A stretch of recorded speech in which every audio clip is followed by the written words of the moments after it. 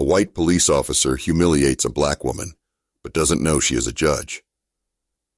Mira Caldwell gripped the steering wheel of her car, her mind replaying the day's events at the courthouse.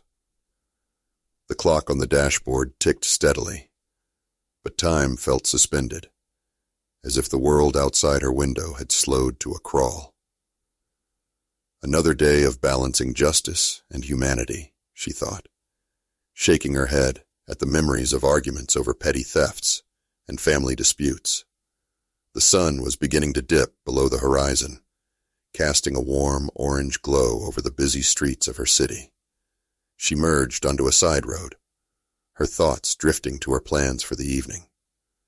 A quiet dinner at home, perhaps a glass of wine, and a chance to unwind.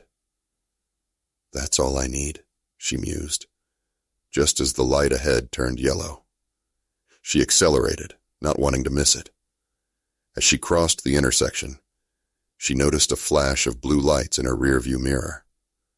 Mira's heart sank. Not now. She pulled over to the side of the road, her mind racing. What could this be about? She wasn't speeding, and her registration was up to date. She took a deep breath, reminding herself to stay calm. It's just a routine stop. Officer Jackson Flint stepped out of his patrol car, his demeanor already rigid and assertive. He approached her vehicle with an air of authority, his badge gleaming under the fading sunlight. Mira rolled down her window, forcing a polite smile, despite the unease bubbling up inside her. Good evening, ma'am. Do you know why I pulled you over? Officer Flint's voice was authoritative, leaving no room for pleasantries. Mira's smile faltered. No, officer, I don't. I just crossed the intersection on yellow. Was I speeding or something? License and registration, please, he said, ignoring her question as he leaned closer to her window. His eyes scanned her face, then flicked down to the interior of her car, assessing, judging. Mira retrieved her license from her purse, her hands steady, but her heart racing. Here you go, she said, handing it to him. I'm just coming back from work at the courthouse. He took the license, glancing at it with measured scrutiny. A judge, huh? His tone dripped with skepticism. That doesn't mean you're above the law. Mira felt the heat rise in her cheeks. I'm not claiming to be above the law, officer. Let me see your registration, he interrupted, his voice flat and dismissive. Mira fumbled with the glove compartment, trying to maintain her composure. She could feel the eyes of bystanders on her, sensing the tension between them. There's nothing wrong, she reminded herself. Stay calm. This is just a misunderstanding. As she handed over the registration, Officer Flint leaned closer, invading her personal space. You know this area has high crime rates, right? We can't be too careful with people like you driving around. Mira's brows furrowed in confusion. People like you? The insinuation hung in the air, thick and suffocating. What do you mean by that? She asked, trying to keep her voice steady. Just saying. It's important for us to stay vigilant, he replied, his tone dismissive. You can't just expect to drive around here without any issues. Mira's heart raced, her indignation swelling. He thinks he's above me. Officer, I assure you, I'm just trying to get home after a long day of work. I'm not a criminal. Is that so? He paused, looking her up and down. Maybe you think your job gives you a free pass. Well, it doesn't. I'm just doing my job. Mira clenched her jaw, fighting to keep her composure. I understand that, but I expect to be treated with respect. I'm just a citizen like everyone else. Officer Flint stepped back, crossing his arms over his chest, his posture rigid. You can't expect respect when you're driving in an area like this. You should be more aware of your surroundings. Mira felt the anger bubbling up inside her. How dare he speak to me like that? This wasn't just about the stop. It was about the systemic issues that plagued their community, the biases that shaped perceptions. I am aware of my surroundings, officer. That's exactly why I'm confused by your approach. His eyes narrowed. You're getting a ticket for this. I don't need to explain myself. Mira took a deep breath, weighing her options. Should I challenge him? The last thing she wanted was to escalate the situation. But as she glanced at the small crowd that had begun to gather, she felt the audience's anticipation, their judgment. They're watching. I can't let this slide. Listen, she said, her voice firm. You don't have to treat me like a criminal. I deserve the same respect you would give anyone else. Officer Flint scoffed, the corners of his mouth curling in disdain. Respect is earned, not given. You think just because you wear a robe in court, you can talk down to me? Mira's frustration reached a boiling point. I'm not trying to talk down to you. I'm trying to have a civil conversation, but you're treating me like I'm less than human. The bystanders murmured among themselves, phones coming out to record the exchange. Mira felt her heart pounding in her chest, the weight of their scrutiny heavy on her. She couldn't allow herself to be humiliated like this, not in front of her community. Look, Officer Flint, she said, her voice steady but firm. I understand your concerns, but I am a judge, and I have a responsibility to uphold the law. You don't need to act like this. His expression shifted slightly, but he quickly masked it. A judge, huh? That doesn't make you special. You're just like everyone else when you're in this car. Mira's patience wore thin. I'm not claiming to be special. I'm claiming my right to be treated with dignity. She took a deep breath, knowing she had to stand her ground. I am not going to let you demean me. Officer Flint straightened, his posture rigid, as he considered her words. Maybe you think you can intimidate me with your title, but I'm not afraid. I'm just doing my job. The crowd began to murmur, sensing the tension escalating. Mira could feel the heat of their gaze, the weight of their expectations. This isn't just about me anymore. It's about everyone who has faced this kind of treatment. Maybe you should reconsider your approach, Mira said, trying to keep her voice steady. This isn't about intimidation. It's about accountability. You have a responsibility to protect and serve, not to bully and belittle. Officer Flint's jaw tightened. You think you can lecture me on my responsibilities? I've seen people like you before, trying to play the victim card. Not today. Mira's heart raced. This is it. She could feel the tension crackling in the air, the weight of the moment pressing down on her. I can't let this go. Officer Flint, she said, her voice rising slightly in intensity. I am not playing a victim. I am standing up for what is right. You need to recognize the power dynamics at play here. As the words left her mouth, she felt a surge of confidence. This is who I am. She was a judge, yes, but more importantly, she was a voice for justice. Not just for herself, but for countless others who felt powerless. Step out of the car, ma'am, Officer Flint ordered, his tone shifting to one of authority as he reached for his radio. Mira's stomach dropped. What is he doing? This wasn't just a traffic stop anymore. The crowd was now fully engaged, their phones aimed at the scene, capturing every moment. The murmurs grew louder, tension thickening in the air, as they witnessed the escalating confrontation. Mira looked around, feeling the weight of the crowd's gaze. They're watching. I can't back down. This is inappropriate, officer. I'm not going anywhere. He leaned closer, his voice low and menacing. You're making a mistake, Judge Caldwell. You think your title protects you? It doesn't.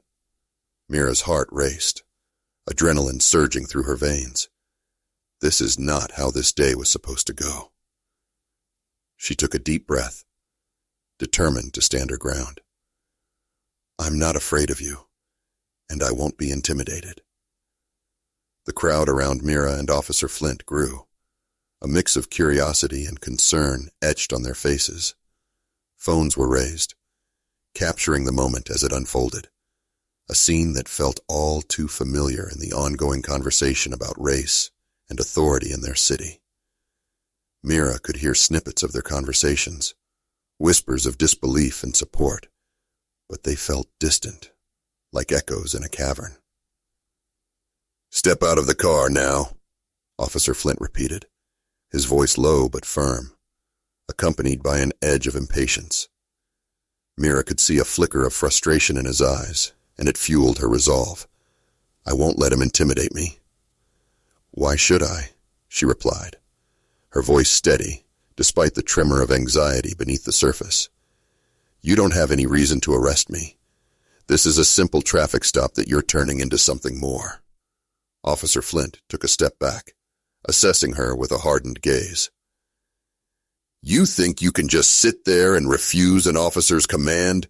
You're making a mistake, Judge Caldwell. Mira could feel the weight of the crowd's anticipation pressing down on her shoulders. She glanced around, taking in the concerned faces. I have to stand up for myself, but also for them. This wasn't just about her. It was about everyone who had been treated unjustly, everyone who had faced down authority and felt powerless. I have rights, she asserted, her voice rising slightly. You can't just bully me because you think I'm trying to evade the law.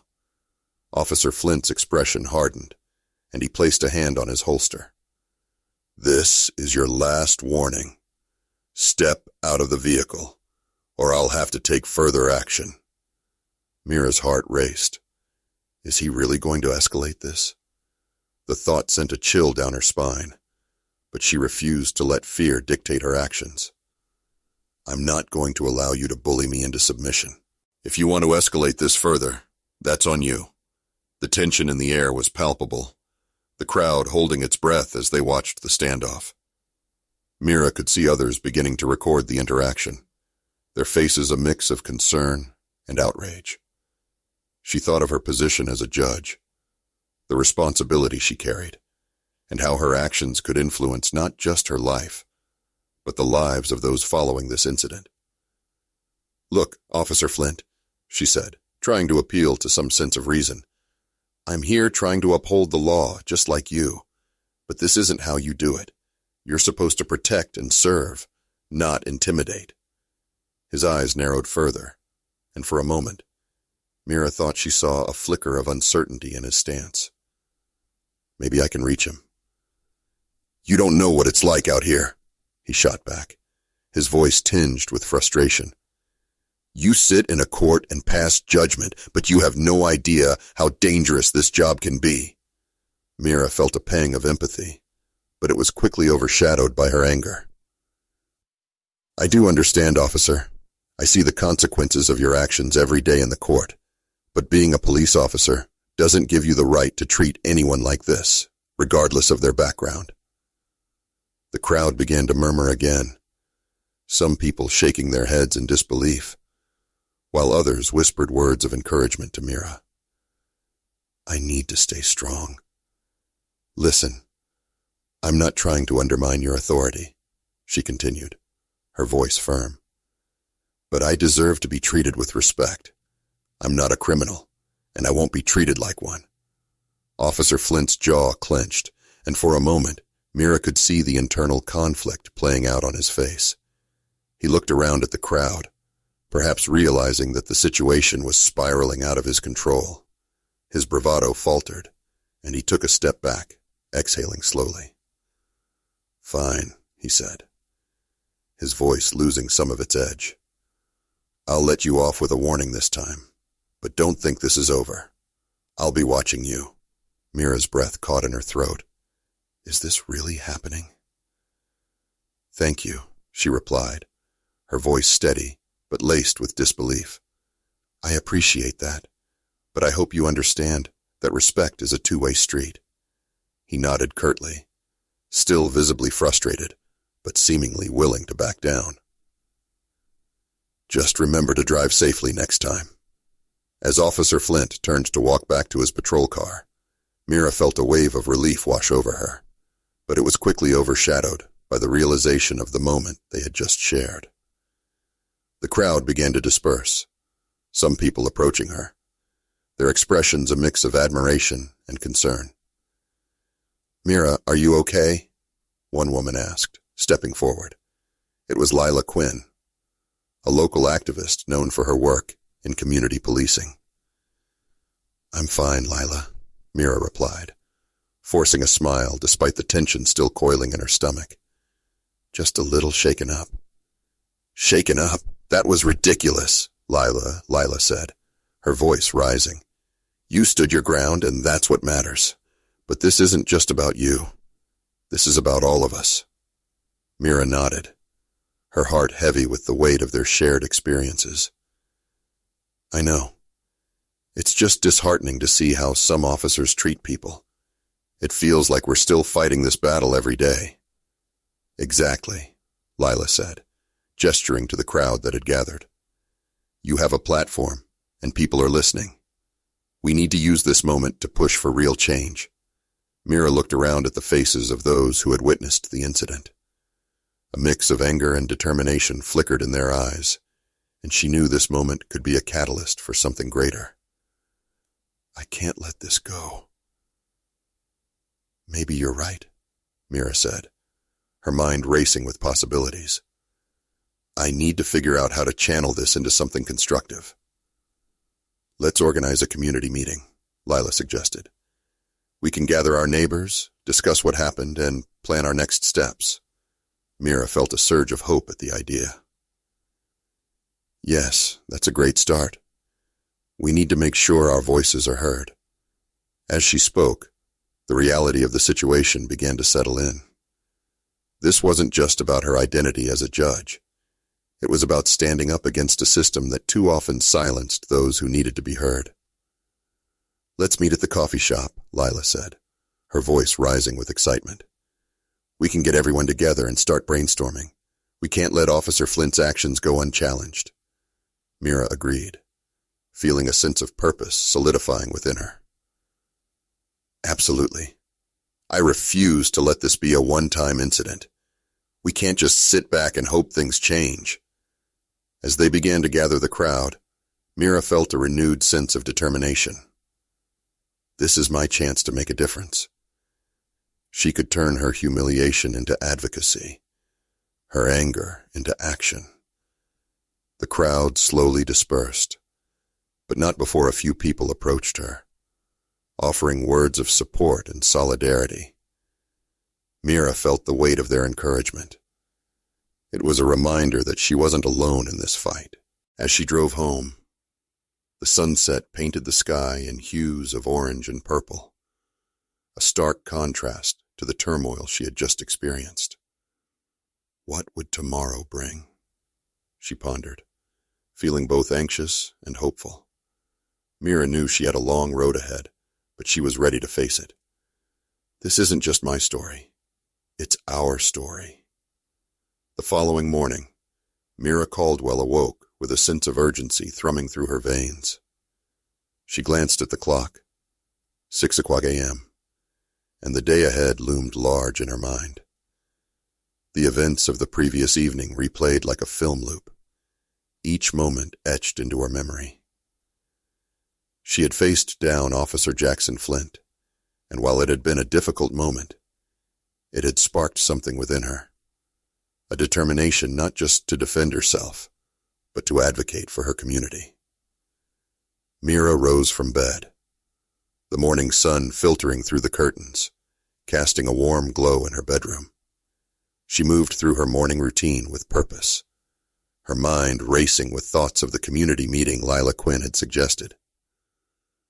We have to gather our thoughts and decide on a course of action. After a quick shower, Mira dressed in a crisp black suit, a reminder of her professional identity. She tied her hair back into a neat bun, looking into the mirror and reminding herself of her strength. You are a judge. You have a voice. As she poured herself a cup of coffee, her phone buzzed on the counter. It was a message from Lila.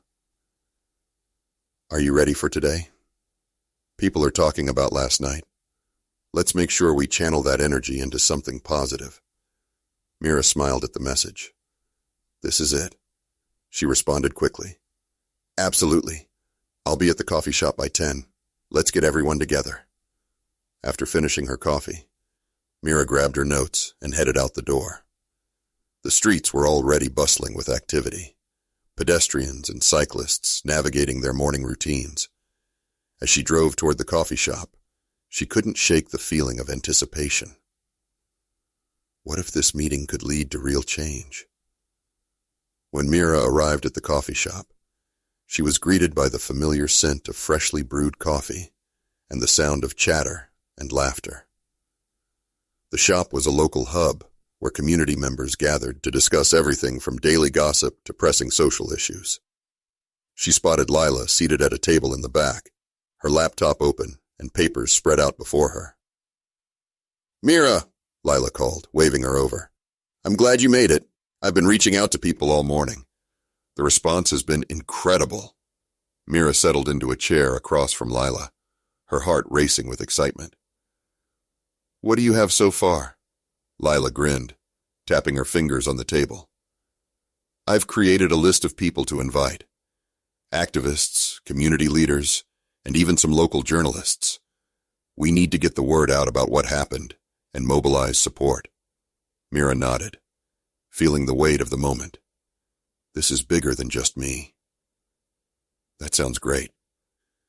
We need to make sure our message is clear.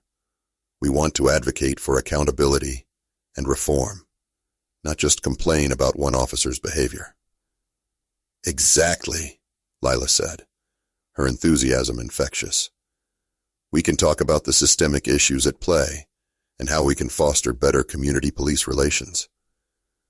I think it's crucial to highlight the importance of transparency and accountability in law enforcement. Before they could dive deeper into their plans, the door swung open, and a group of about 10 people filed in, laughter and chatter filling the air. Mira recognized some familiar faces, neighbors, friends, and fellow activists. They gravitated toward their table, eager to hear what was going on. Hey, everyone, Lila called, standing up to greet them. Thanks for coming on such short notice. We want to talk about last night and how we can turn this into a movement for change. Mira stood as well, her heart pounding with anticipation. Thank you all for being here. Last night was not just an incident for me. It's a reflection of what many in our community face on a daily basis. We need to come together to address these issues. A murmur of agreement rippled through the group. One man, Kian Mercer, a local business owner known for his outspoken views on community issues, raised his hand. I saw the video, Mira. What happened to you was unacceptable. We can't let this kind of treatment continue. Mira felt a surge of gratitude for the support. Thank you, Kian. It's important that we don't just talk about it among ourselves. We need to take action. Tessa Gray, a young activist with a passion for social justice, piped up. What kind of action are you thinking? Should we organize a protest or a rally? That's definitely a possibility, Lila replied. But I think we should start with a community meeting. We need to hear from everyone about their experiences and brainstorm ways to address the systemic issues at play. Agreed, Mira said, her mind racing with possibilities. We need to create a safe space for people to share their stories. The more voices we have, the stronger our message will be. As the group continued to discuss their ideas, Mira felt a renewed sense of hope. This is what it means to be part of a community. They were all united by a common cause. After an hour of brainstorming, Lila began to summarize their ideas. So, we'll plan a community meeting for next week. We can invite local leaders, law enforcement representatives, and residents to discuss our concerns and ideas for reform. And we should also reach out to local media, Keon added. If we want our message to reach a wider audience, we need to ensure it gets covered. Mira nodded, her heart swelling with pride at their determination. Let's also consider drafting a petition. We can gather signatures to show that our community stands united against this kind of behavior. The group buzzed with energy, their ideas flowing freely as they began to map out their plan. Mira felt a sense of purpose settling over her. This is the beginning. They were transforming their anger into action, and it felt empowering. As the meeting continued, they assigned tasks to each member, ensuring everyone had a role to play. Mira volunteered to draft a letter outlining their goals and concerns, while Lila took charge of reaching out to local leaders. Just as they were wrapping up, the door to the coffee shop swung open again, and in walked Officer Flint, his uniform crisp and his expression unreadable. The atmosphere shifted instantly. The energy in the room turned tense. Mira's heart raced. What is he doing here? She exchanged glances with Lila, who looked equally surprised, but quickly masked her expression with a determined look. Officer Flint scanned the room, his eyes landing on Mira. "Judge Caldwell," he said, his voice steady but with an underlying tension. "I need to speak with you." Mira felt a mix of emotions, surprise, anger, and a hint of fear. What could he possibly want? She took a deep breath, steeling herself for the confrontation. "This isn't a good time, officer."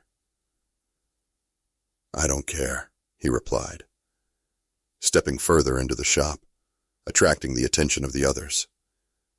"This is important." The group fell silent, eyes darting between Mira and Officer Flint. She could feel the weight of their scrutiny, the tension in the air palpable. "What's this about?" she asked, trying to keep her voice steady.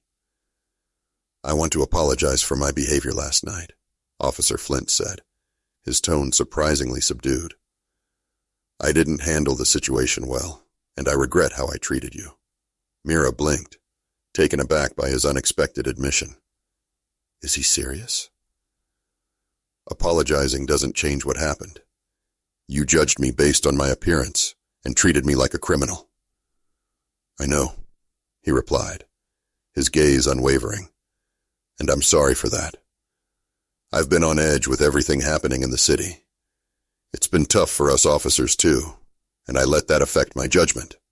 The crowd shifted, a mix of surprise and disbelief etched on their faces. Mira could sense their tension. What are they thinking?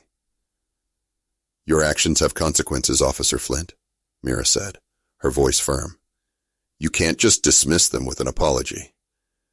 This is a systemic issue we need to address."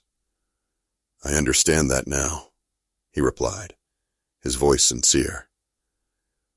"I want to do better. I want to be part of the solution, not the problem." Mira felt a flicker of doubt, but also a wave of hope. Could this be a turning point?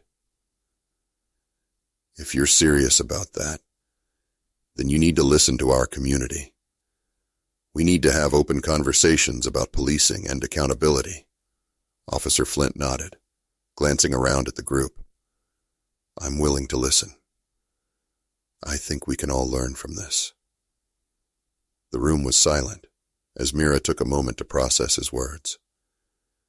This could either be a genuine effort or another empty promise. If you truly want to be part of the solution, then join us for our community meeting next week. We need voices willing to engage in real dialogue. He hesitated for a moment, then nodded.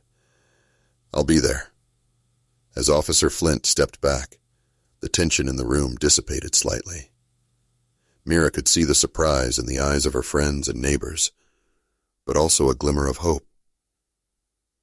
This could be the beginning of something better.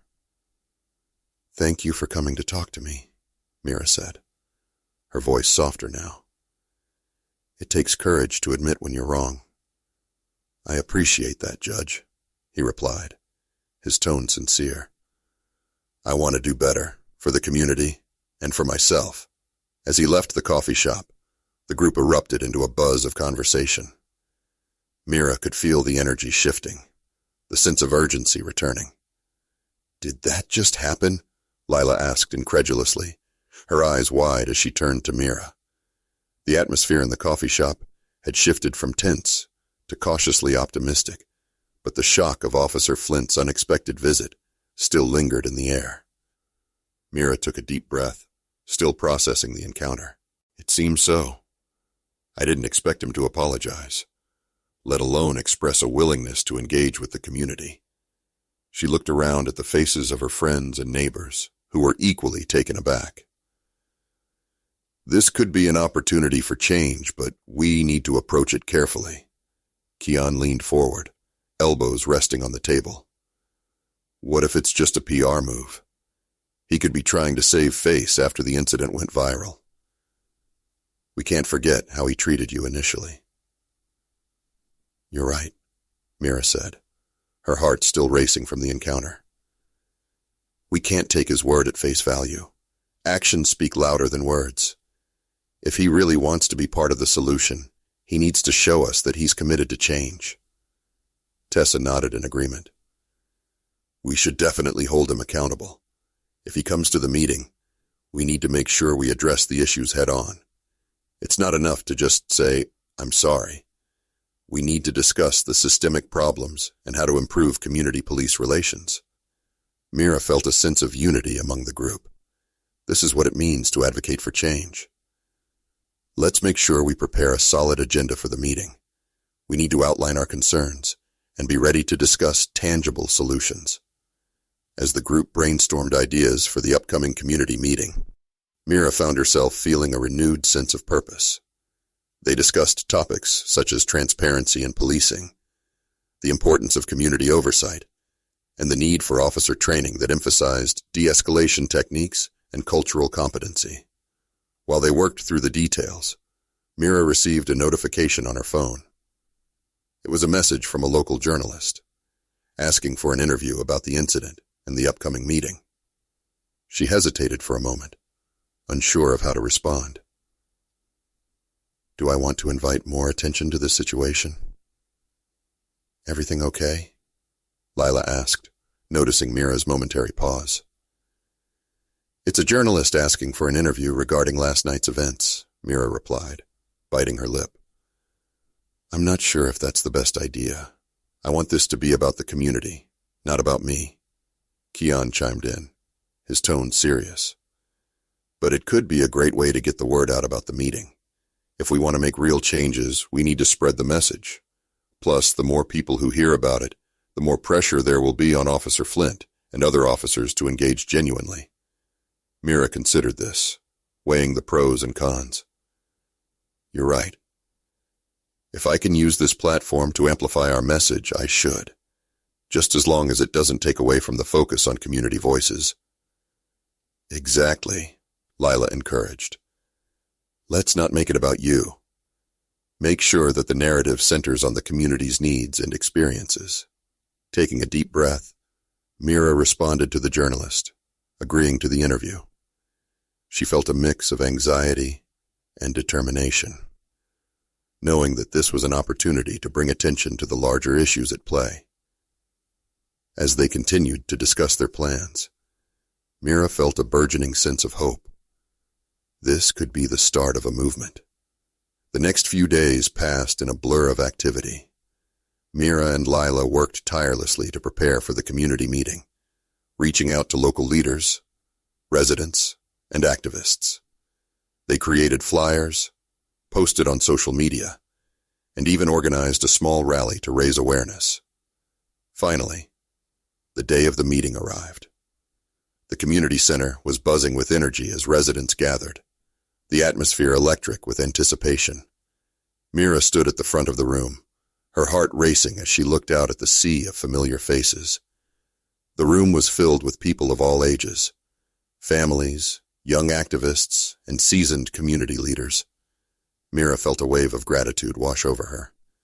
They're here to stand together. "Thank you all for coming," she began, her voice steady but filled with emotion.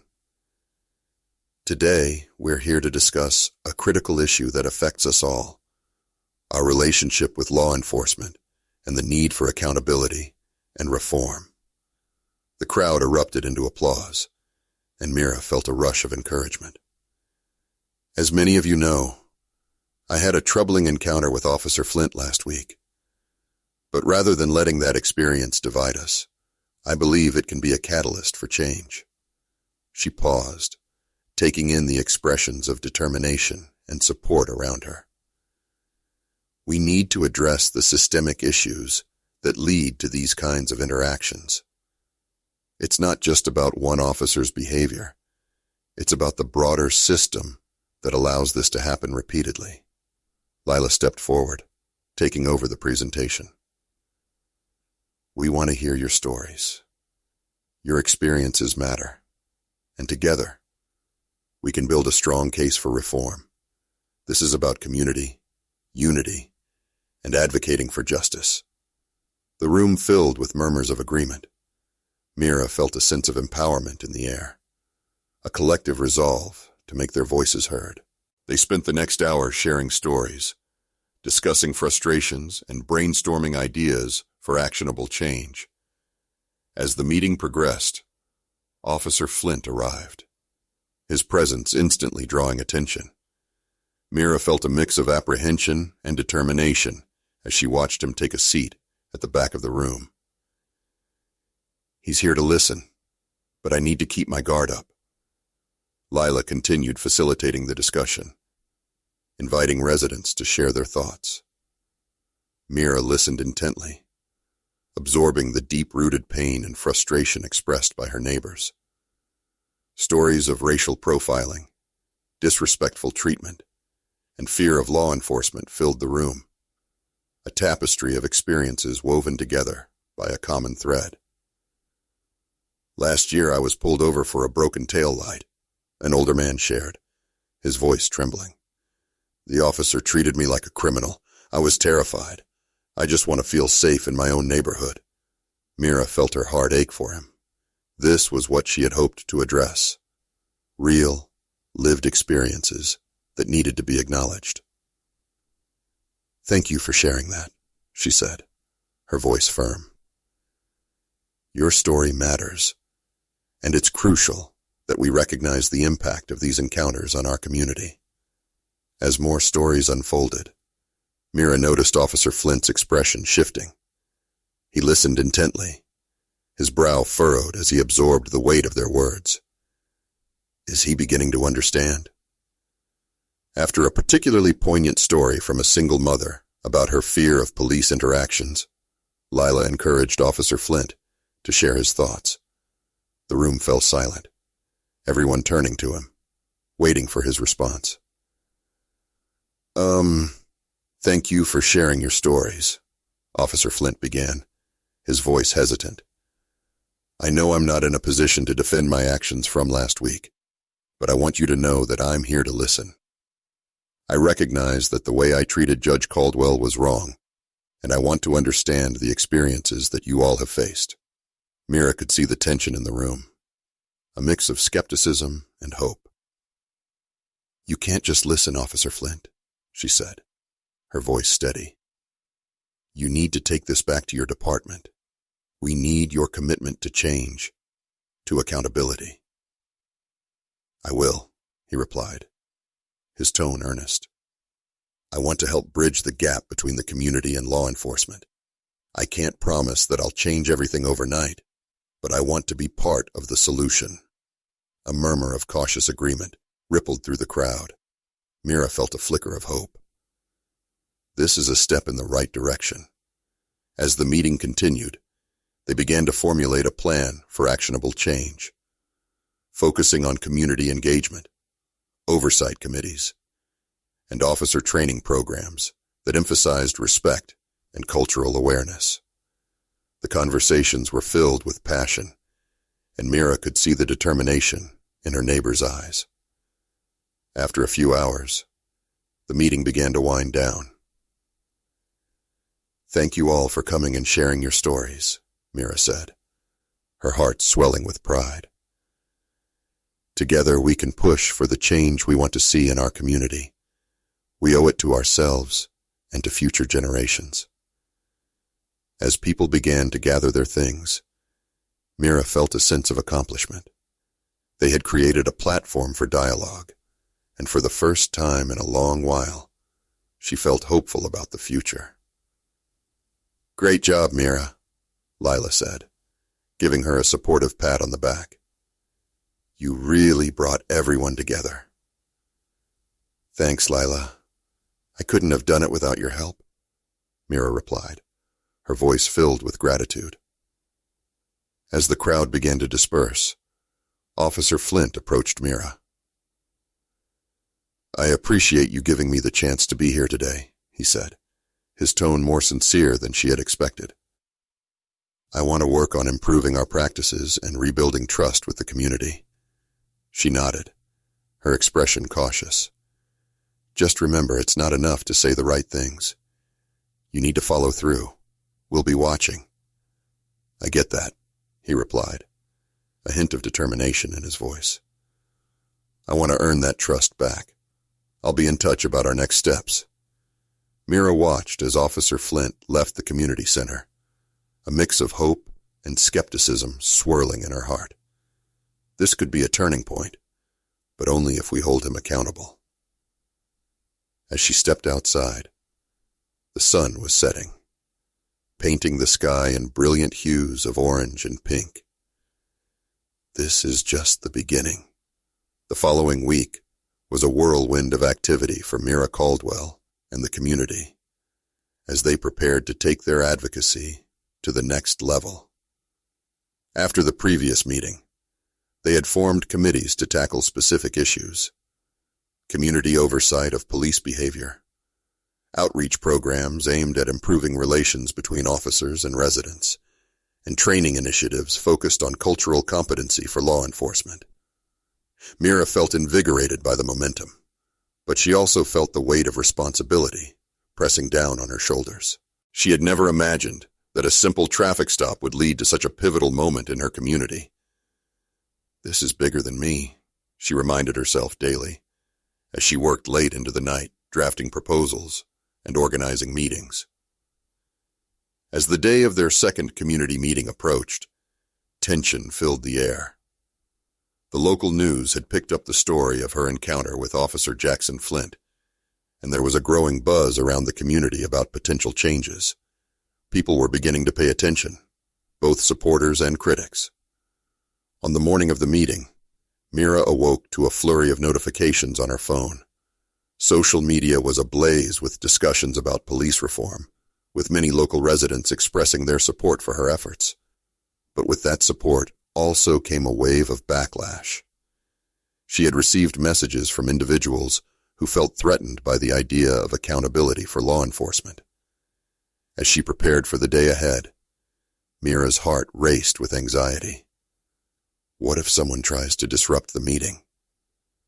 She knew that not everyone would be on board with their proposed changes, and the thought of confrontation made her stomach churn. Arriving at the community center, she found the room already buzzing with activity. Chairs were being set up, tables adorned with flyers and information about police reform, and the scent of coffee wafted through the air.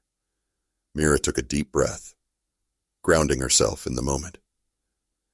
"Hey, Mira," Lila called, waving her over. "Are you ready for today?" "As ready as I can be," Mira replied, forcing a smile. "I just hope everyone keeps their cool." Lila nodded, her expression serious. "We'll be prepared for anything. We have security on standby if needed, and I've spoken to the media about the importance of maintaining a peaceful dialogue." Mira felt a wave of relief wash over her. "Thank you for organizing everything. I really appreciate it." As the attendees began to trickle in, Mira noticed the diversity of the crowd.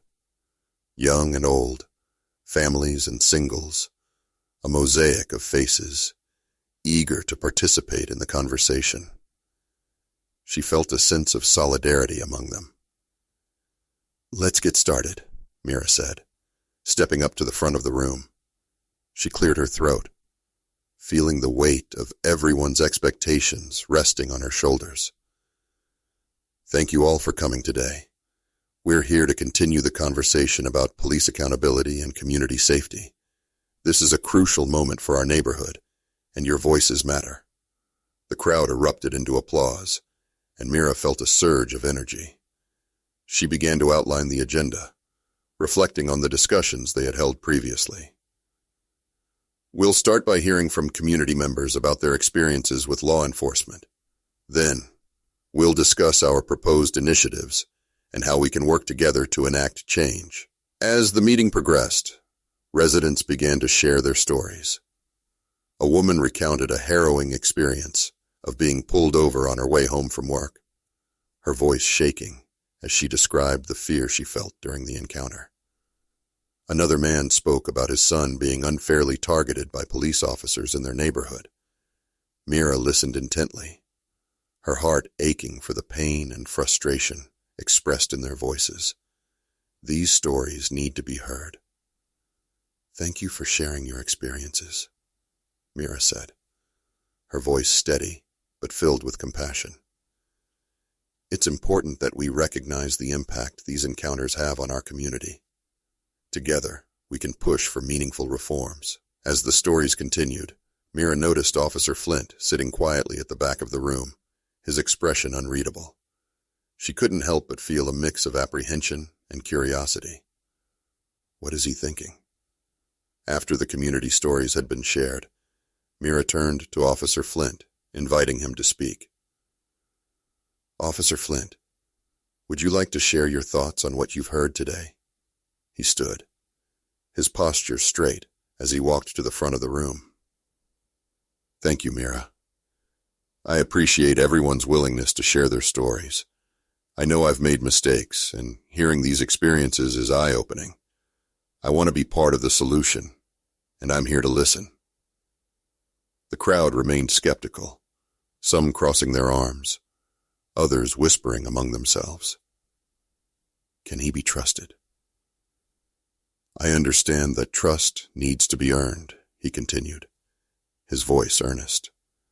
"I'm committed to working with you all to improve our practices and rebuilding the relationship between the police and the community. I want to start by proposing a series of town hall meetings where officers can engage directly with residents, hear your concerns, and discuss how we can work together." Mira could feel the tension in the room shift slightly. Some attendees nodded, while others remained skeptical. "Is this genuine?" "Thank you, Officer Flint," Mira said, her voice steady. "It's a good start, but we need to ensure that these meetings are structured to allow for honest dialogue.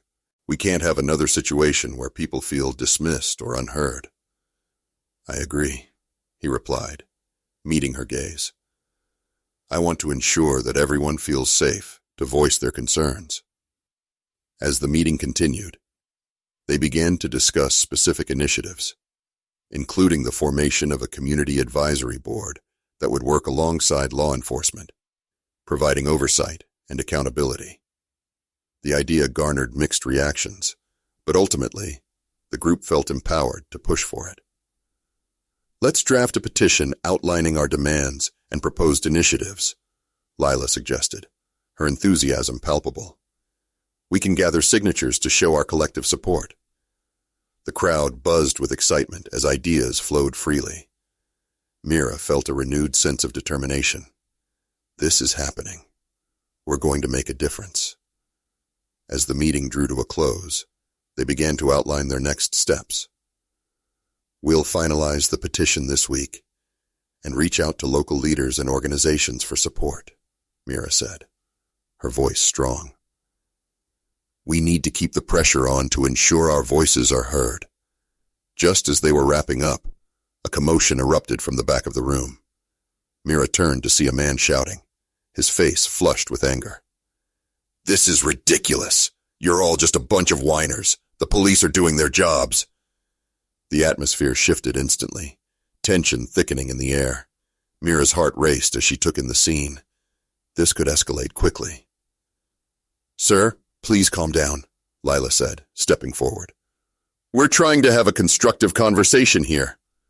"Constructive? You're just complaining about law enforcement. Maybe if you didn't break the law, you wouldn't have to worry," he shouted, his voice echoing in the room. Mira felt her blood boil, but she knew she had to remain composed. "This is precisely why we're holding this meeting," she said, her voice firm. "We need to address the systemic issues that lead to these encounters." The man scoffed, crossing his arms defiantly. "You think this is going to change anything? You're wasting your time."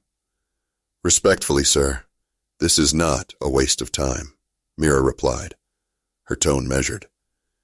"We're advocating for change because we believe in a better future for our community. We're here to listen to each other, not to argue." "Listen? What about the cops who risk their lives every day? You're just painting them as the enemy," he retorted, his voice rising. The crowd began to murmur, some people visibly agitated. Mira could feel the tension escalating, and she knew she had to defuse the situation before it spiraled out of control. "Let's take a moment to breathe," Mira suggested, holding up her hands. "We can have differing opinions, but we must respect each other in this space. We're here to work toward a common goal, a safer, more equitable community."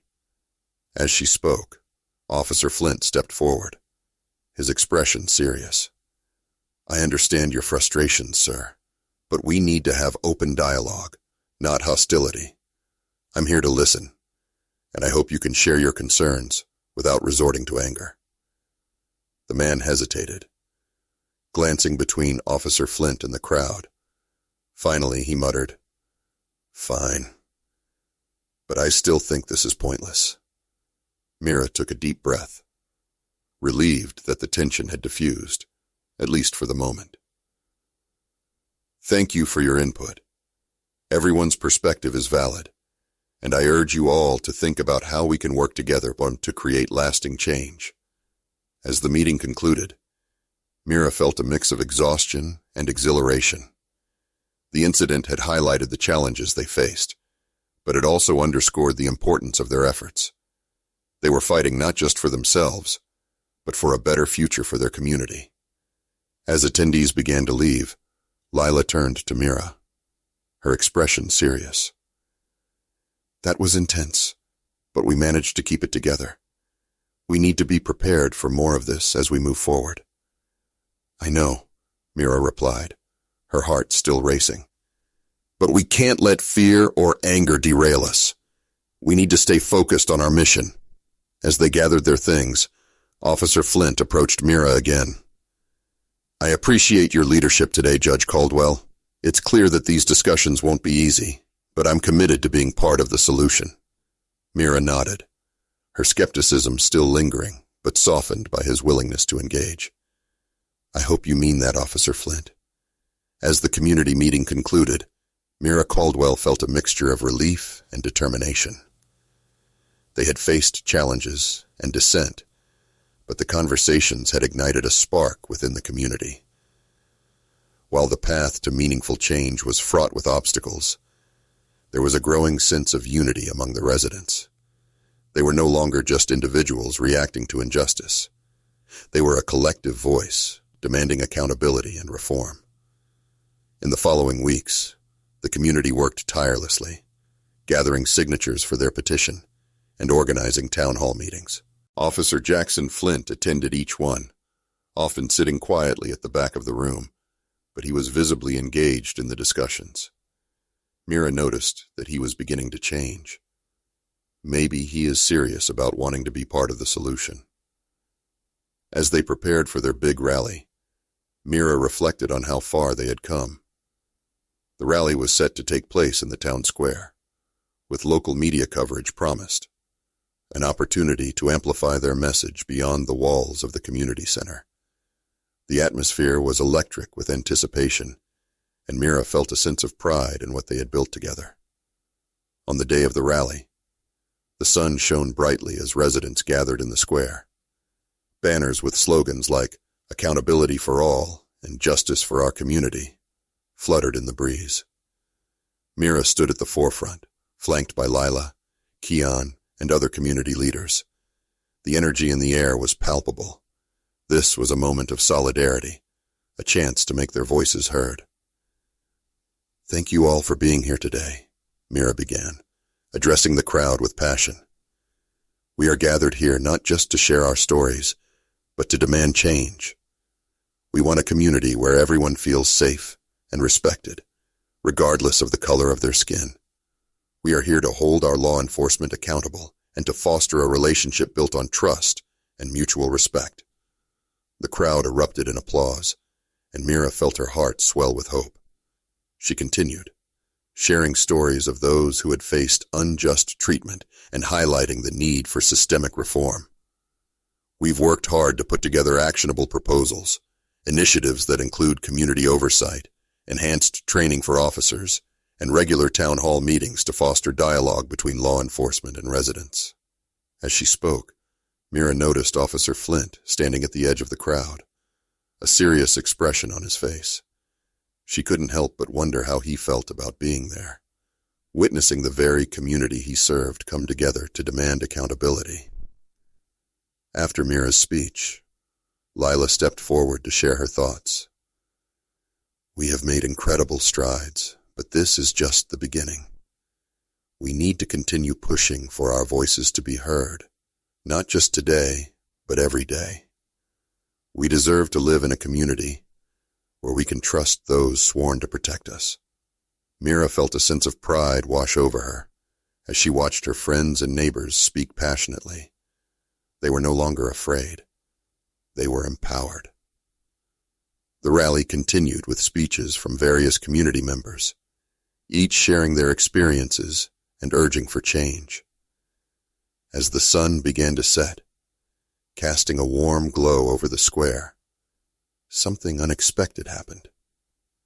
A group of counter-protesters arrived, carrying signs that dismissed the community's concerns.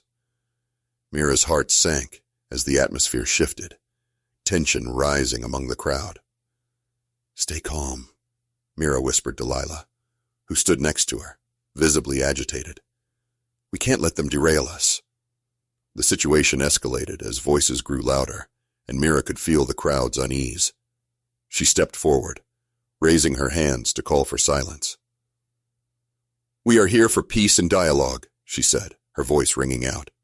"We won't let hate and division drown out our message." Officer Flint stepped up beside her. "This isn't about conflict," he asserted, his voice steady. "This is about understanding and accountability. I urge everyone to remain calm and respectful. We're here to listen and learn." The counter-protesters shouted back, but Mira stood firm, her heart racing. This is our moment to show strength. "We refuse to be silenced. We will stand together, united in our cause for justice and equality." Gradually, the crowd began to echo her words, chanting in unison, "Justice, equality, accountability." The energy shifted again, and Mira could feel the support of her community wrapping around her like a protective cloak. As the rally continued, the counter-protesters retreated, realizing they were outnumbered and outmatched by the solidarity radiating from the crowd. Mira's heart swelled with pride as she witnessed her community standing strong together. Later that evening, as the last remnants of daylight faded, Mira gathered with Lila, Keon, and other leaders to reflect on the day's events. "We did it," Lila said, her voice filled with excitement. "We stood our ground, and we showed that our community is stronger than division." Mira nodded, feeling the weight of their victory. "This is just the beginning. We have to keep pushing for change, keep holding ourselves and our leaders accountable." In the weeks that followed, the petition they had gathered signatures for gained traction. Local officials began to take notice, and discussions about implementing their proposed reforms started to take shape. Mira felt a renewed sense of hope. But she also knew that change would not happen overnight. One evening, as Mira sat at her kitchen table, reviewing the latest developments in their advocacy, she felt a sense of peace wash over her. She had faced challenges, fears, and moments of doubt, but through it all, she had found her voice and her community. As she prepared for bed, her phone buzzed with a message from Officer Flint. "I wanted to thank you for today. It was a turning point for me. I'm committed to being part of the solution." Mira smiled, a mix of skepticism and hope swirling within her. Maybe, just maybe, this could lead to real change. Days turned into weeks, and as the community continued to push for reform, Mira felt a sense of fulfillment. They were no longer just a collection of individuals. They were a movement, a collective force for change. As she looked out her window one evening, watching the sunset paint the sky in vibrant colors, Mira knew that their hard work was beginning to pay off. This is what advocacy looks like. This is what it means to stand together. In that moment, she felt a sense of hope for the future. A future where justice wasn't just an ideal, but a reality for everyone in her community. You've made it to the end. If you enjoyed this story, I am confident that you'll love the next one appearing on the screen now.